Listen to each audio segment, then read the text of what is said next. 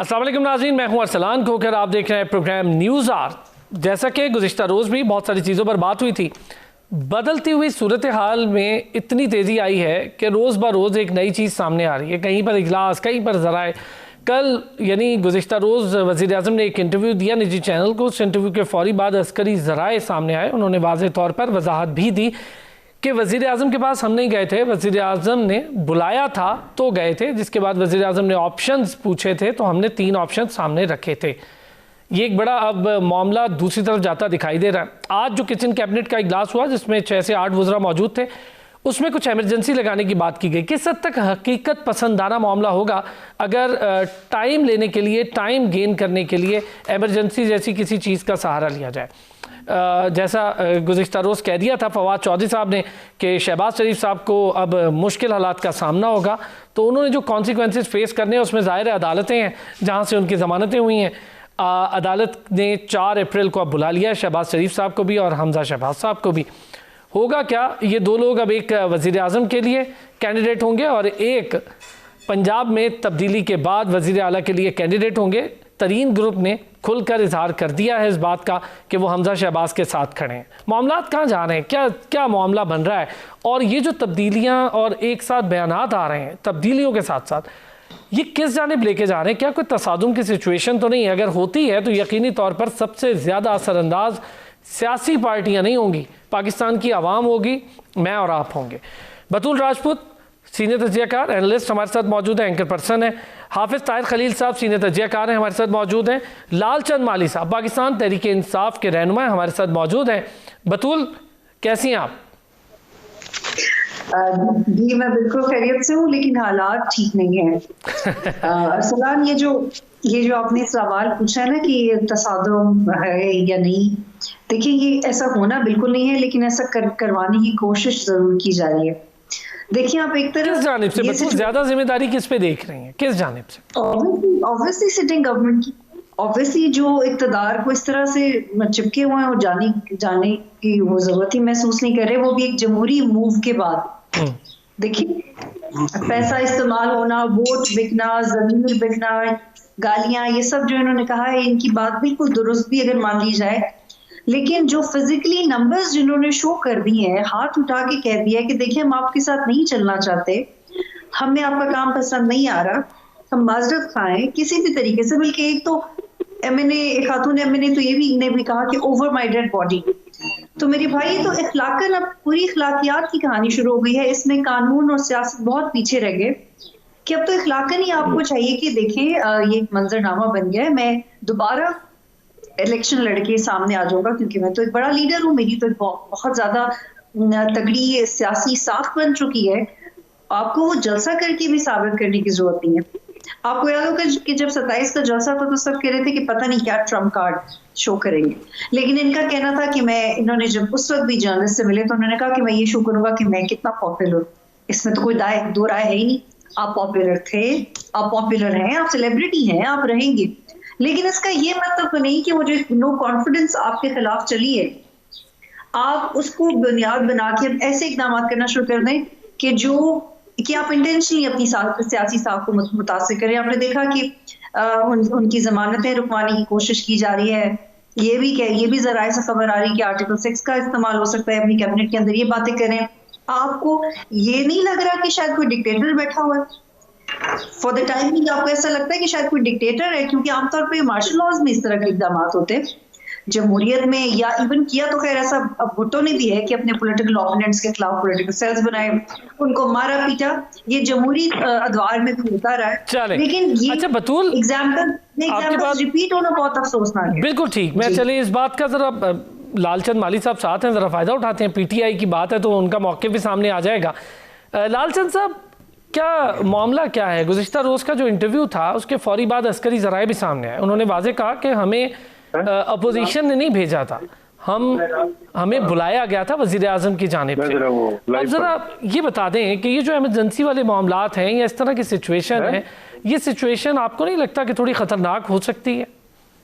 अच्छा, आप कह रहे हैं कि अस्करी जो जिम्मेदारान हैं वो सामने आए, कहाँ आए थे वो? सर सारी आपने मेरा ख्याल है फिर कल प्रोग्राम्स नहीं देखे मुझे लगता है, या फिर आपने टीवी चैनल्स नहीं देखे? तमाम तर जगह पे ये एक ही चीज चल रही थी और वो हम खुद नहीं दे रहे होते, वो आ जाते हैं, वो मैसेजेस आ जाते हैं। चले आपके जराए दे रहे होते हैं, चले आपकी बात ठीक भी मान लेते हैं। तो प्राइम मिनिस्टर ने ये कहा है नंबर 1 कि उनको ये ऑफर दी गई कि ये 3 ऑप्शंस है। उन्होंने कहा कि या रिज़ाइन कर दें या अदम एतमाद को फेस करें या इलेक्शन में चले जाएं।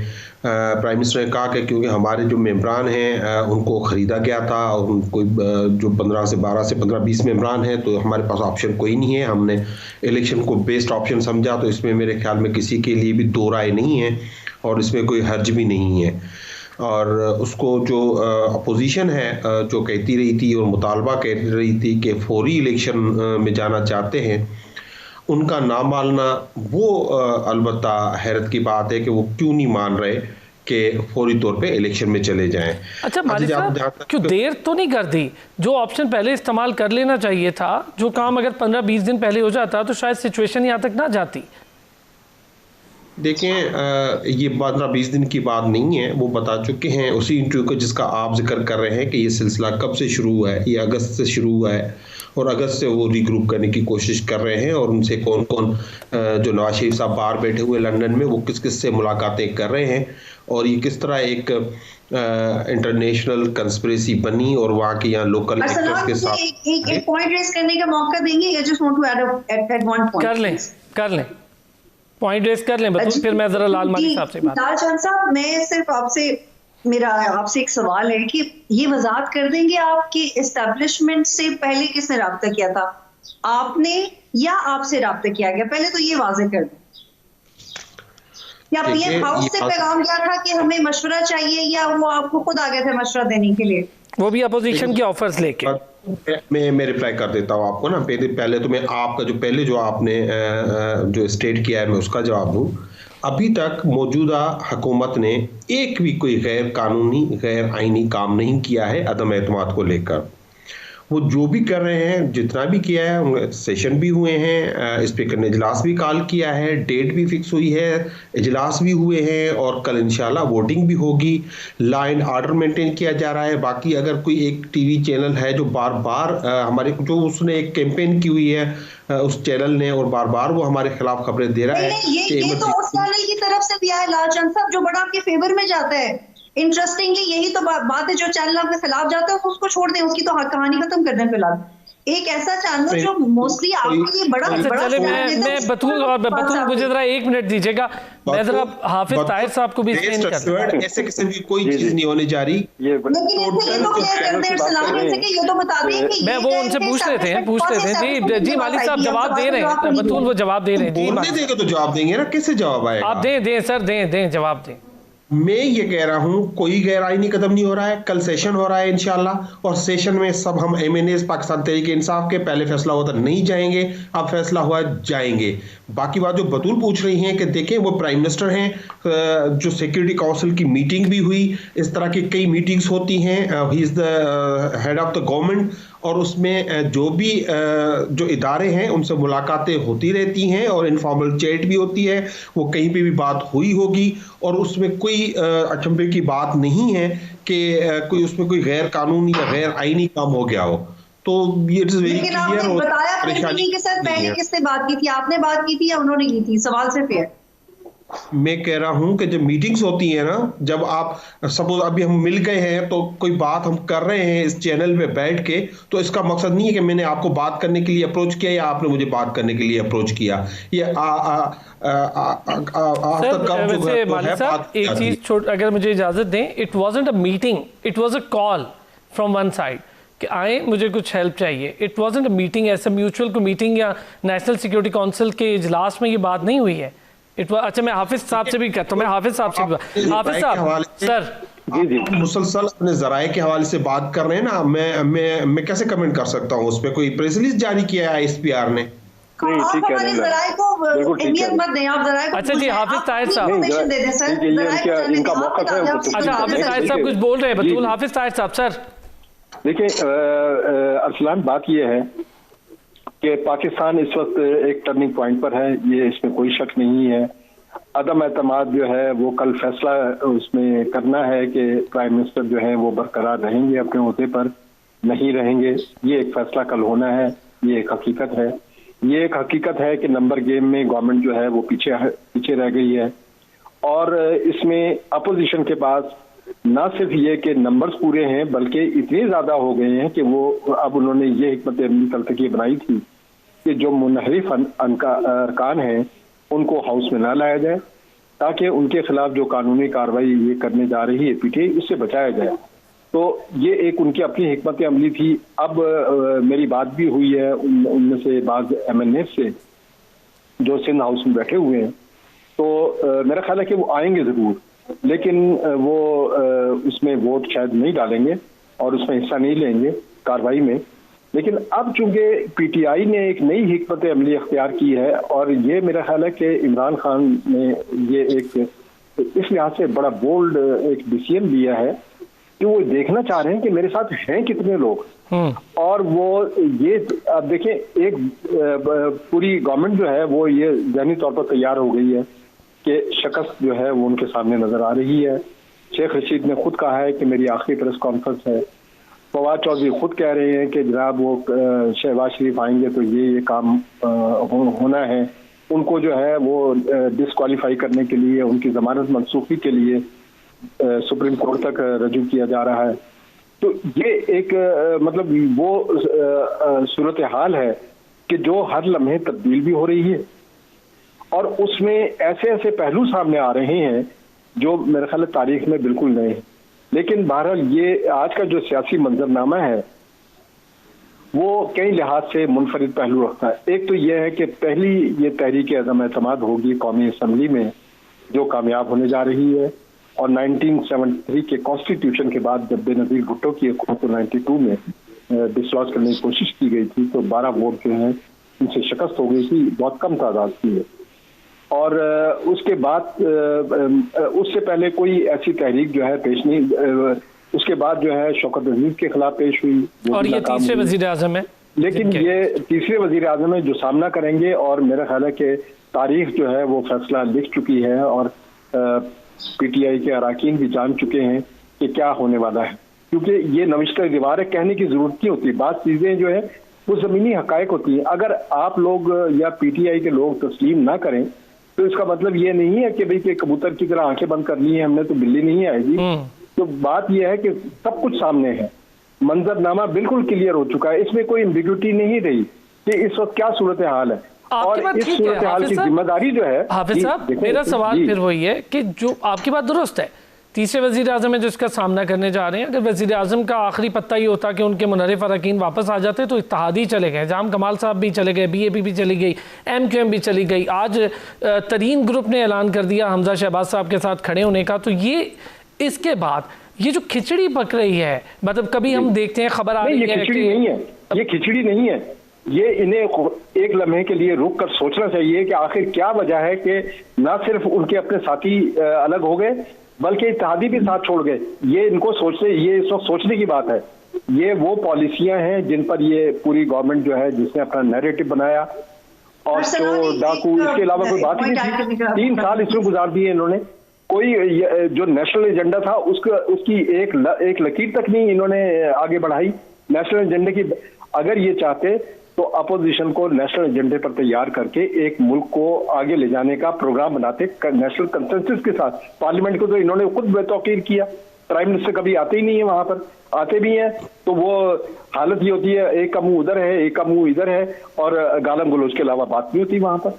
इन्होंने पार्लियामेंट को तो सबसे ज्यादा बेतौकीरी जितनी, हालांकि पार्लियामेंट में यहाँ पर चूड़ियां भी फेंकी गई, दुपट्टे भी फेंके गए, लेकिन उसके बाद जो रिएक्शन होता था, रिएक्शन के तौर पर दोनों पार्टियां बैठ जाती थी और उसके बाद मामला जो है वो आगे चलते हैं।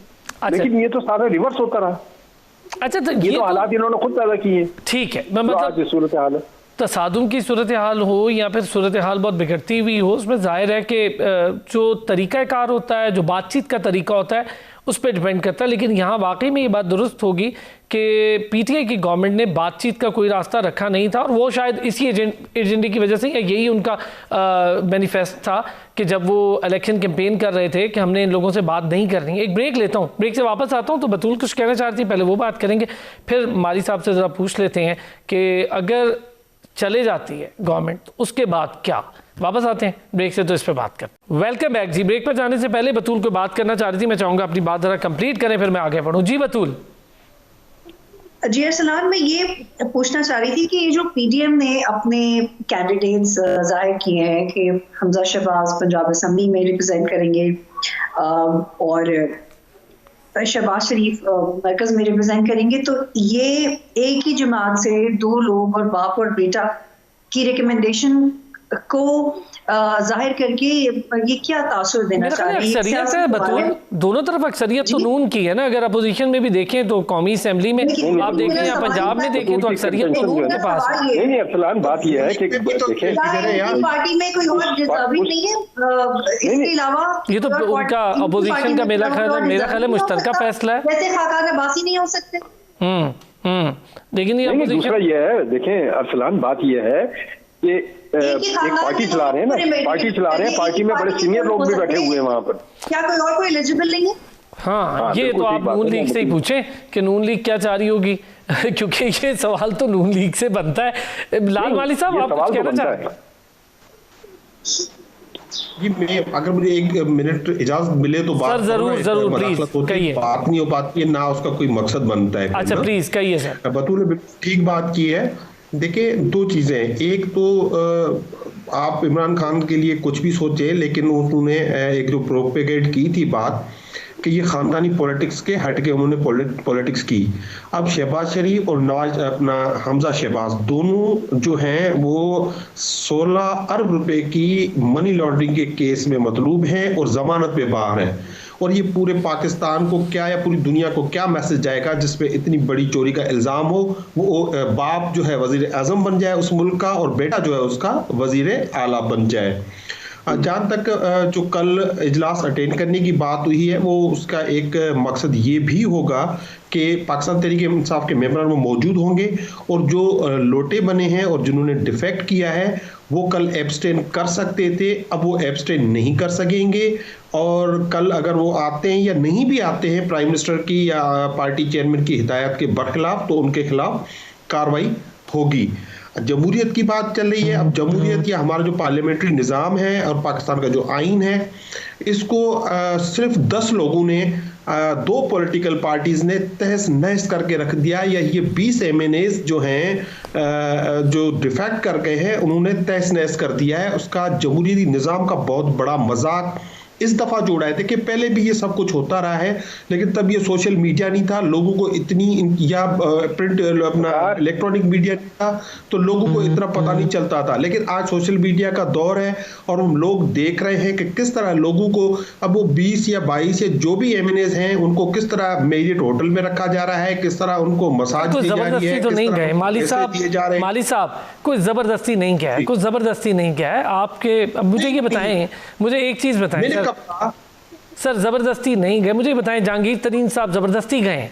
जहांगीर तरीन साहब को पैसों की जरूरत है, जबरदस्ती चाहे नहीं, जहांगीर तरीन साहब को पैसों की जरूरत है सर। वोट पे जो बल्ले के वोट पे जीत के आया है उसको बल्ले के वोट के इथिकली ये बात बिल्कुल ठीक है, बिल्कुल ठीक है, इखलाकी तौर पे आपकी बात बिल्कुल ठीक है। तो इस्तीफा दे और जाए। वो जहांगीर तरीन साहब हो, आज उन्होंने भी पीठ में छुरा घोंप दिया है पंजाब में, लेकिन उनको इतने उसूल पसंद हैं, इतने नहीं, मुझे ये करेक्ट करने दें अरसलान, ये इसमें इखलाकियात, जहां वोट देना होता है वहां पे इखलाकियात कहीं नहीं आती है, बेसिक ह्यूमन राइट्स हैं। इस वोट देने पे इखलाकियात कहीं नहीं आती। अच्छा, इखलाकियात के बगैर अगर पार्लिमानी लीडर एक इलेक्शन कमीशन में जाएगा, इलेक्शन कमीशन वो मैटर इंक्वायर करेगा कि वोट किस नियत के तहत किस तरीके से दिया गया है, उसके बाद वो कार्रवाई करेगा। आप सिर्फ शिकायत लेके जा सकते हैं, आप कोई कार्रवाई नहीं कर सकते, सिर्फ डीसी कर सकते हैं आप। लेकिन अच्छा हाफिज ताहिर साहब, बतूल मुझे 1 मिनट दें, हाफिज ताहिर साहब मैं 1 मिनट दें आप लोग। जी माली साहब आप भी अपना जवाब दीजिएगा इसी बात का। जी हाफिज ताहिर साहब, मैं सिर्फ बतूल से एक सवाल करूंगा।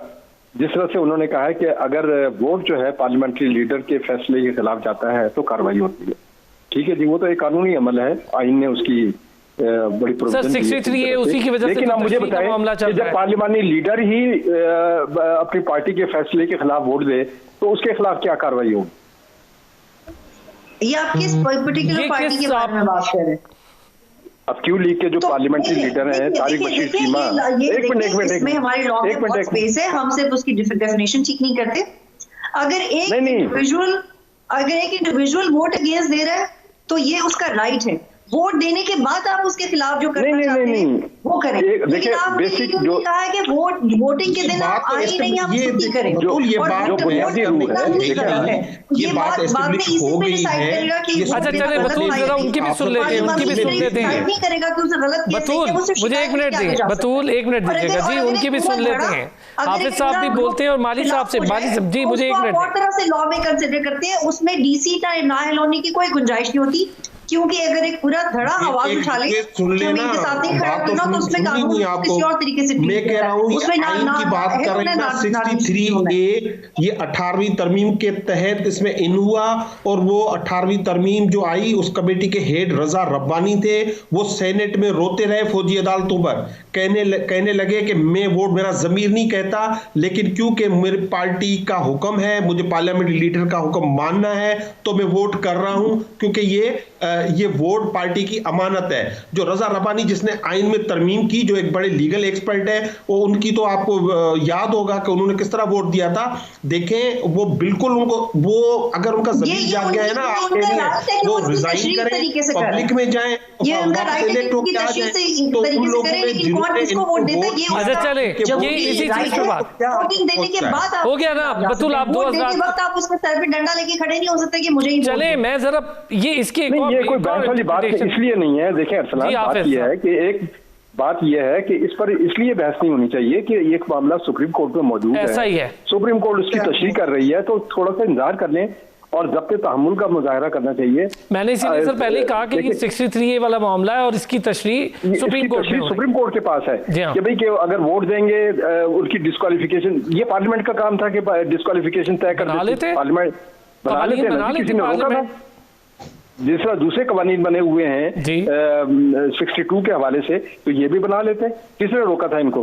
अब चले गए हैं पार्लियामेंट के सुप्रीम कोर्ट के अंदर, लेकिन जो मामला सुप्रीम कोर्ट में है, अदालत में है, वो उस तरफ नहीं जाना चाहिए। लाइफ बैन की पहले नहीं थी उसमें, वो सुप्रीम कोर्ट की तशरीह के हिसाब से उम्र भर की नाअहली आई है, तो इसमें भी मैं तो नहीं है, इसमें भी कोई फैसला करने की उन्होंने कोई राय नहीं दी। किस केस में आई? किसके खिलाफ, किस केस में उम्र भर की नाअहली आई है वोट देने? नहीं आई, कोई ऐसी बात नहीं थी, कोई ऐसी बात नहीं थी। देखें मैं बताता हूं आपको, 62(1)(a) जिसमें नवाज शरीफ को नाअहल करार दिया गया है, जिसमें जहांगीर तरीन को नाअहल करार दिया है, उसमें टाइम फ्रेम नहीं था आइन में, वो सुप्रीम कोर्ट ने तय किया कि ये जो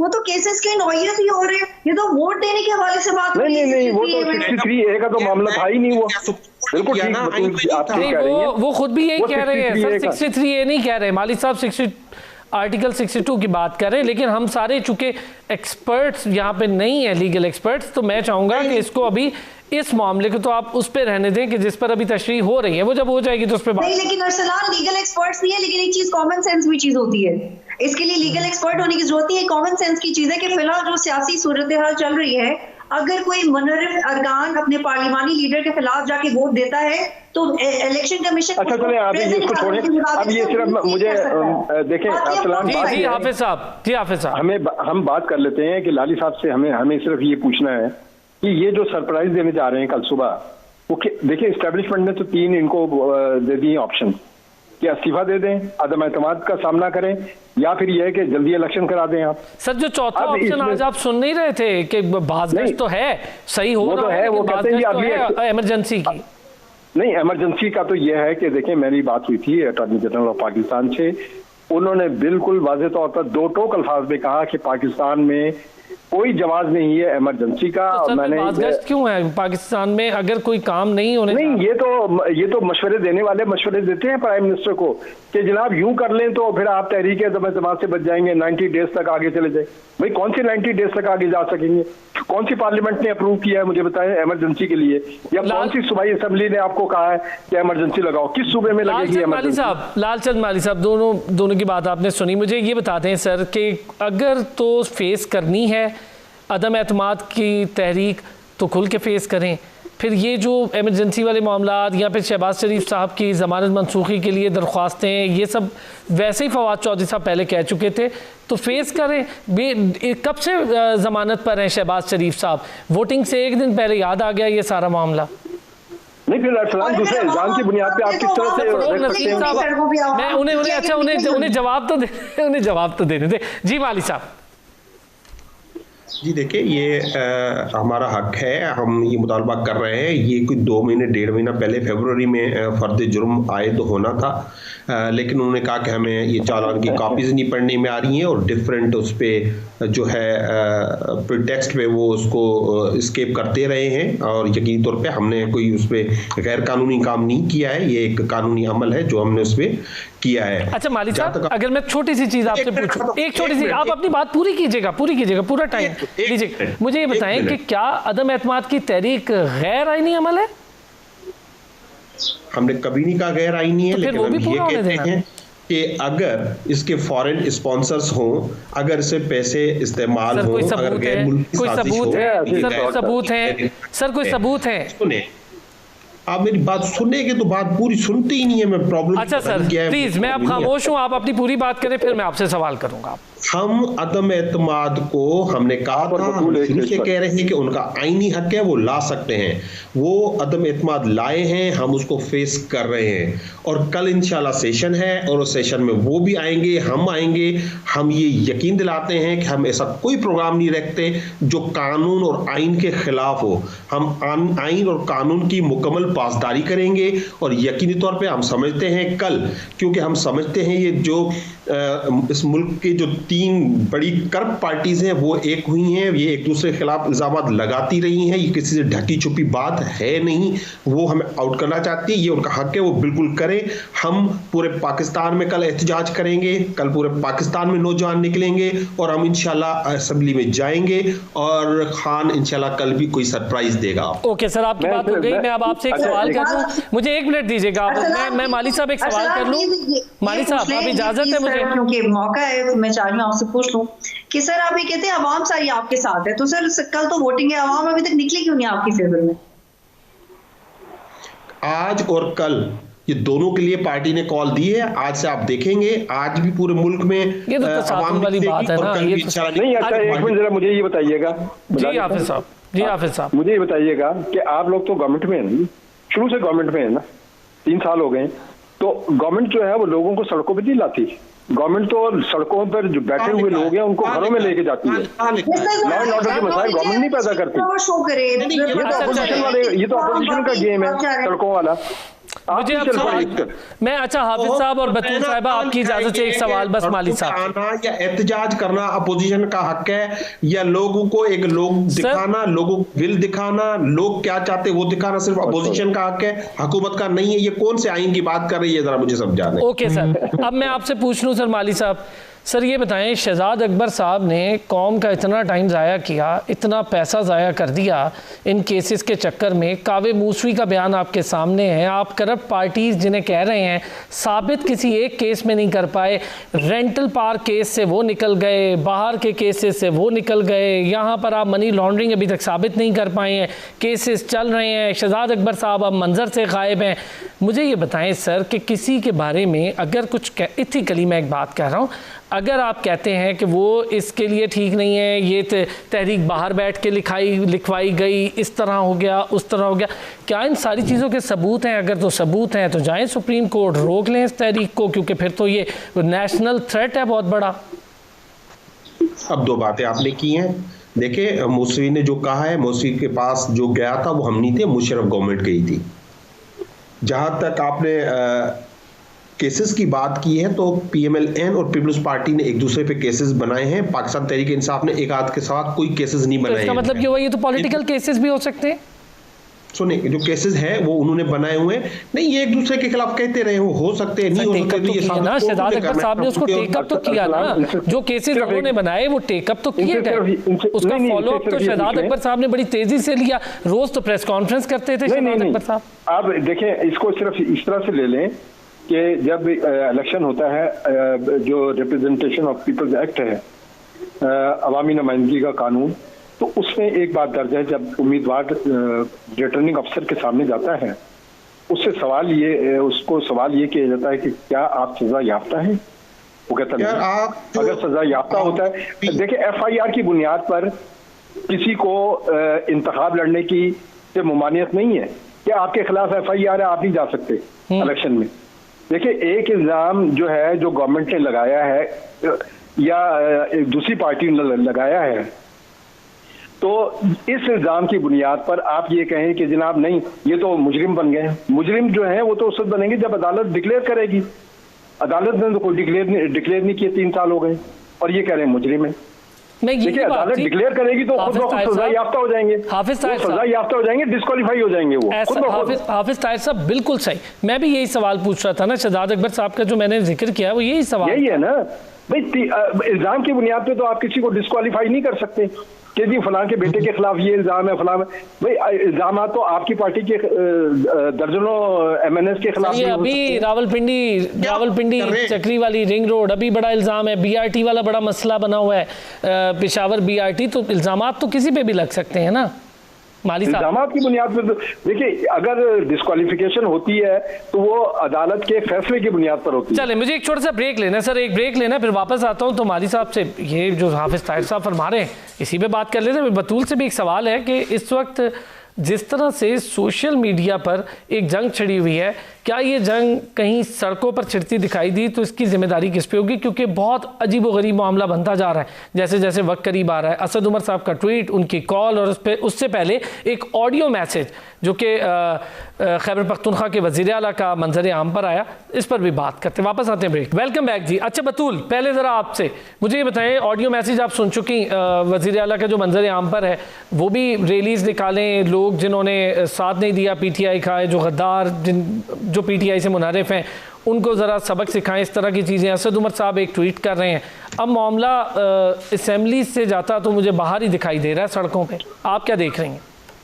देखिए, पहले भी जब ऐसे ये सियासी हालात होते हैं, खैर ये तो इंटेंशनली बहुत ये प्रिटेंड किया जा रहा है कि बहुत इंटेंस है, सब कुछ बहुत इंटेंस है, लेकिन एक बड़ी वाज़ेह सिचुएशन है। एथिकली इस चीज़ को ख़त्म जल्दी सॉर्ट आउट किया जा सकता है, लेकिन ऑब्वियसली अगर आप मुख्तलिफ हथकंडे इस्तेमाल करेंगे चीज़ को कॉम्प्लिकेट करने के, तो ऑब्वियसली वो चीज़ कॉम्प्लिकेट हो रही है। माजी में भी PTI ने भी इस बात को गलत कहा है कि कभी भी लोगों को साल अंग्रेजी की तरफ से नहीं भड़काना चाहिए। आप उनको मारने मराने की धमकियां मत दें। आप अपनी वोट बैंक को इकट्ठा जरूर कर सकते हैं, लेकिन इस तरह की कॉल बिल्कुल तसादुम की तरफ जा सकती है, क्योंकि हमारी जो कौम है उसमें ज्यादातर जो हिस्सा है वो नौजवानों का है, और नौजवानों में जज्बातियत का अंसर भी ज्यादा होता है।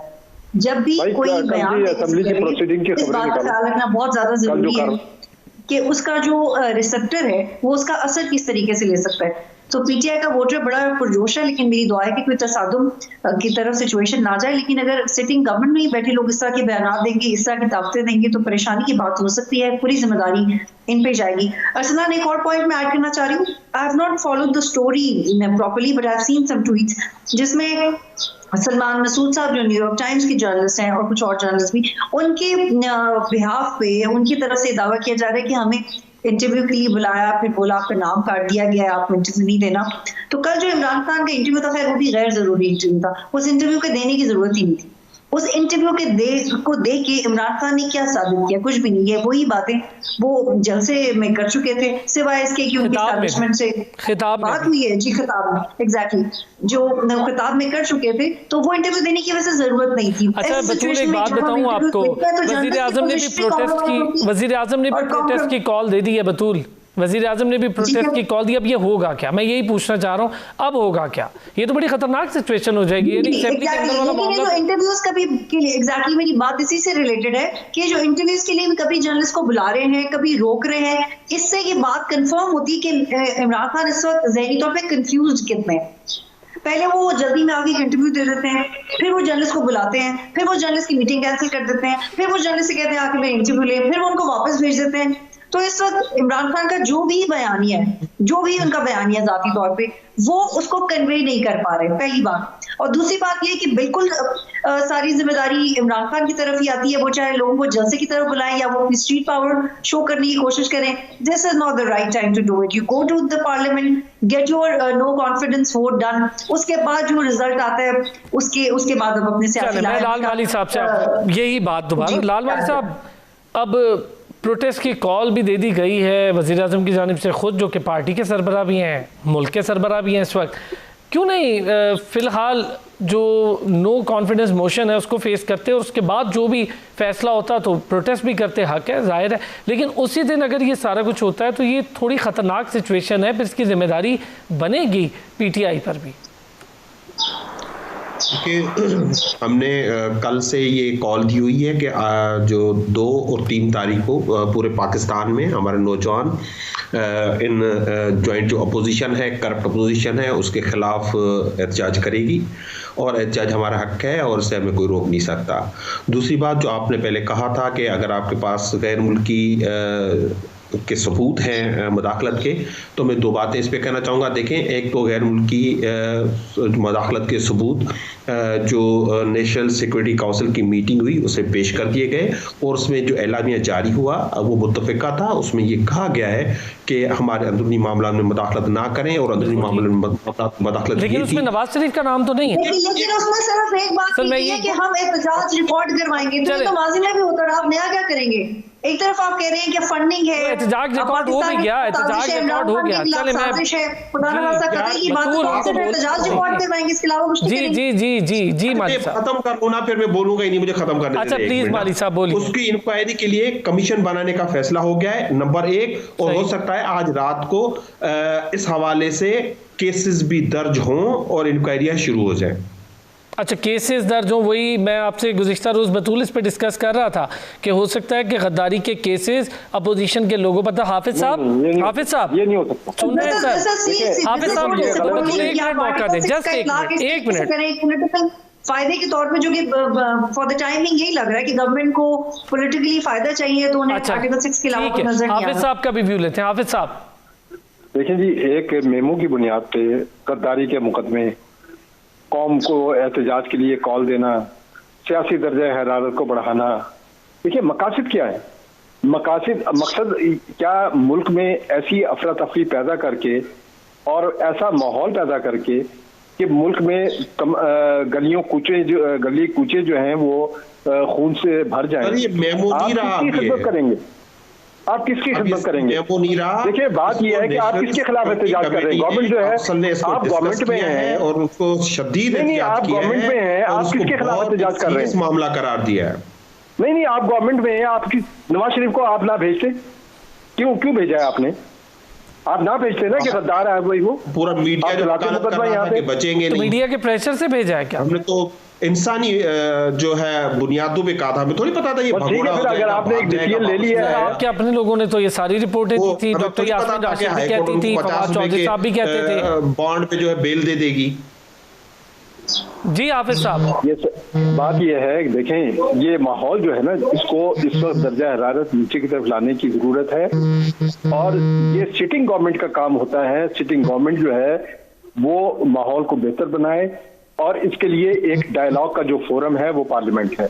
अगर पार्लियामेंट में आप पार्लियामेंट में बैठने के चूंकि शुरू से रवादार नहीं थे, उसका नतीजा यह हुआ कि उसका मैसेज जो है नीचे तक मासिस तक गलत गया और दोनों फरीकैन आमने सामने आ गए। आज ये है कि गवर्नमेंट जो है खुद एहतजाज के लिए कॉल दे रही। किसके खिलाफ एहतजाज करना चाहते हैं?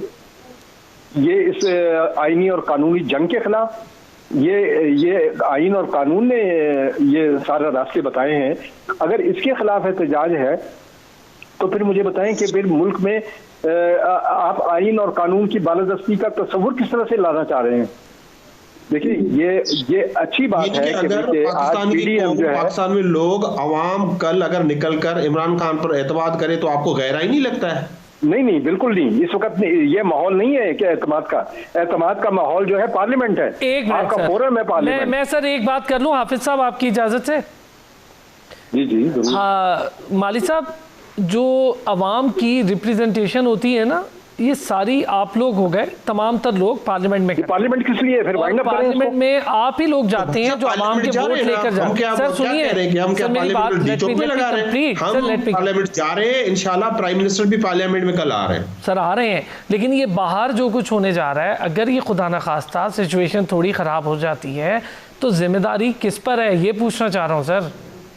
अगर एक यहाँ पे वेदर वो यहाँ पे है इस्लामाबाद में, यहाँ पे पूरे सिक्योरिटी मेयर्स कर दिए गए हैं, यहाँ पे रेंजर्स भी तैनात कर दी गई है, यहाँ पे एफसी भी तैनात कर दी गई है।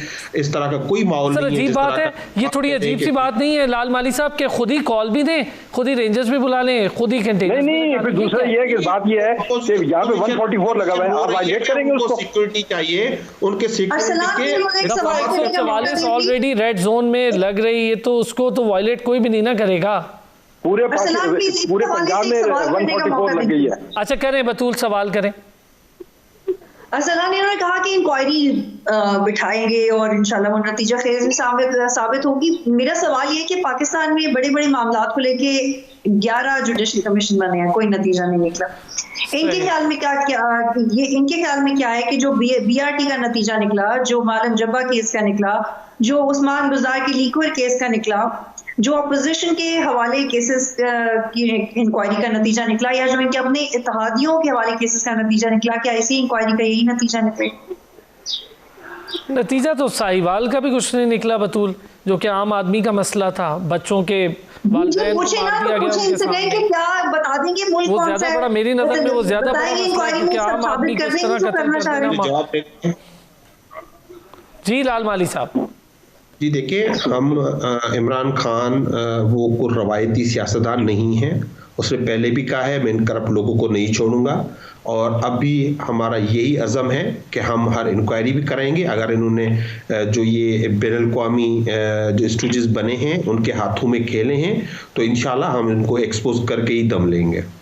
अच्छा जी, हाफिज साहब किस मॉरल अथॉरिटी के तहत, जबकि इस वक्त इनकी तहरीक-ए-एतमाद में मॉरल अथॉरिटी ये है कि हमारा हम जो बात कर रहे हैं, इमरान खान बात कर रहे हैं, उसको आवाम कबूल कर रही है। उसका कल जो मजहर था, इलेक्शन में जाए ना, केपी में जो इलेक्शन हुआ, केपी में मैंडेट जो है चेंज हो गया आपका।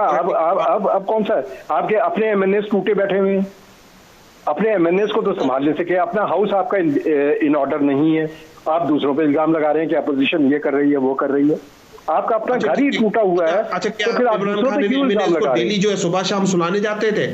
यार आप हद करते हैं। सवाल आपको उन MNA से पूछना चाहिए जो लोटे बने हैं, जिसने गद्दारी की है। सर इत्तेहादियों के बारे में लास्ट कमेंट कर दें माली साहब, इत्तेहादियों के बारे में पार्टी में हायर क्यों किया था लोगों को, पार्टी में क्यों आए थे? क्योंकि वो तो 46 MNA को डिसाइड कर रहे हैं, तो लोटे बने पार्टी में लाए, ये जो पार्टी छोड़ के गए, जिन्होंने धोखा किया, हद है। इमरान खान को अब मुसलसल अटैक किए जा रहे हैं। जिसने क्या किया इमरान खान ने, आप मुझे बताएं। इमरान खान ने मुल्क बेचा, इमरान ने कहा आपको गुलाम नहीं बनने दूंगा। आपको क्या एतराज है अगर? अच्छा मैं इसका इख्तिताम करता हूं। मैं माली साहब नहीं, बिल्कुल नहीं। इमरान खान साहब के बारे में कोई इलेक्शन हुआ है केपी के लोकल बॉडी इलेक्शन में, जो ये फर्स्ट जो है ग्रास रूट लेवल का इलेक्शन हुआ है, जहां पे ये तीनों पॉलिटिकल पार्टीज रूट आउट हो गई हैं, इनका वहां पे वजूद खत्म हो गया है, वो आपको नजर नहीं आता।